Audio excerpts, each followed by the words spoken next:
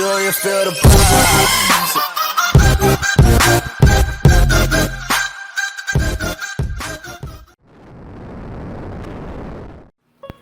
Alright guys, welcome back to the channel. So today we're going to be doing a video on my experience with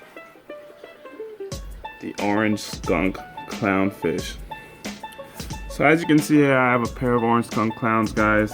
These guys are absolutely awesome. And just in case you're worried about keeping them with your other clowns, as you can see, I have a pair of clowns. I believe one is a percula, one is an ocellaris, but there you go. Yes, you can absolutely keep them in a tank with other clownfish. Now, I will make this clear. These guys absolutely love hosting anemones and just about anything, but if you can get them, if you can keep a bubble tip anemone and you can keep them with their anemone, that would be preferred. As you can see, they rarely leave their spot within a couple inches. They might come out to grab food, but that's really it. And the female, as you can see, which is the bigger of the two, they have a size dimorphism. The female will guard the anemone fiercely. Now, I do have issues sometimes with my 6-line wrasse, who just happens to like bothering the female skunk clown, and every once in a while the 6-line wrasse will come bother them. But let me head over to Live Aquarius site and we'll get you guys some specs on the orange skunk clownfish. Alright guys, so the orange skunk clown has an easy care level. They are semi-aggressive. They will defend their anemones pretty fiercely. It all depends on the fish. As you can see, my Pacific Angel swims by no problem. They don't see it as a threat, and it's kind of a bully as well. So, but they will even tolerate my other clowns. The only issue they have is if the fish tries to show a threatening demeanor to them, and that's kind of what my 6-line enjoys doing. They are semi-aggressive again. They're coliform. Now, they're easy to differentiate from other clowns. They will almost always have this orangish color and this white line on their back. Now, there is another clown, skunk clown, which is called the pink skunk clownfish, and that one is similar in body shape.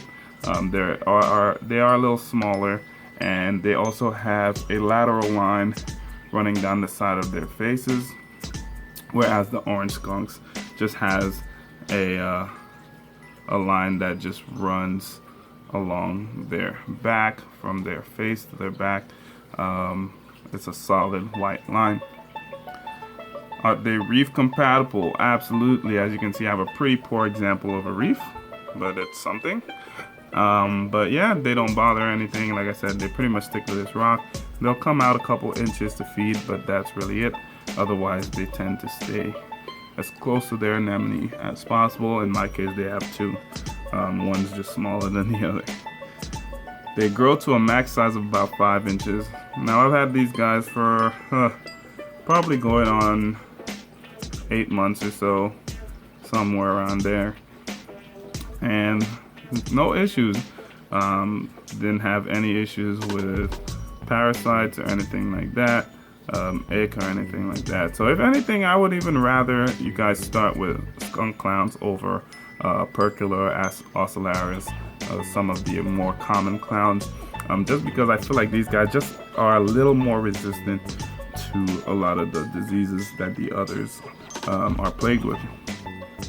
I guess all of my fish want to get into this picture. They're a little hungry. They ate yesterday. They're not gonna eat again until tomorrow. So I'm controlling the feeding regimen on this tank pretty aggressively until I get rid of all this hair algae. So I did a live stream earlier today, and the plan is to get some reflux. I already ordered it, so it's on the way. I already have been keeping my phosphates and nitrates in check, but hopefully we can just completely get rid of all this dying algae and whatever that's hanging on from detritus on the rocks and stuff. Now I did increase my flow, so hopefully I will have a lot less of an issue with detritus.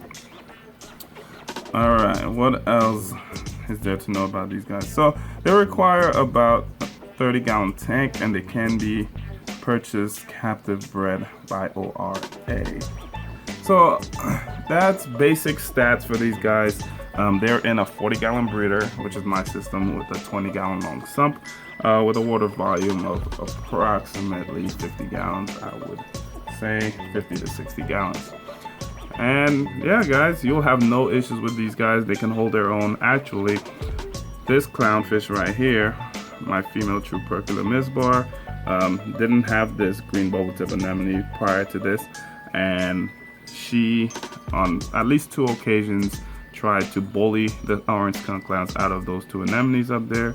But within a day or 2, every time I came back, the skunks would eventually kick her out.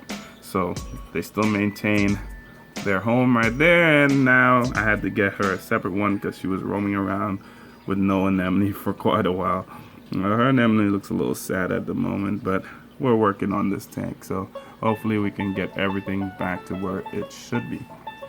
So there you go, guys. If you ever want to decide on keeping a pair, I suggest a pair. You'll get the true behavior out of these guys. They're also good in harems.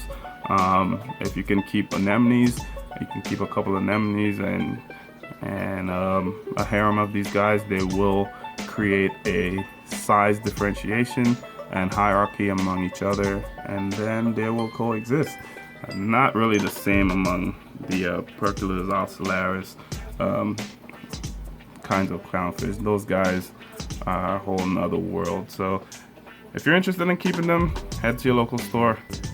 Go ahead and buy them. Lots of personality. Unlike these guys, they will not attack you if you put your hand in the tank. Let's demonstrate. So they'll just swim away. No issues here. Whereas she will ruthlessly attack me, even if my hand is over here. So if you're thinking it's the anemone, it's not. She just doesn't like my hand anywhere near this tank. And actually, they both used to attack me. I guess this guy has calmed down a bit. He's thinking about it. There they go, they're all excited. If I go closer, the more aggressive she gets. There she goes. So there you go, guys.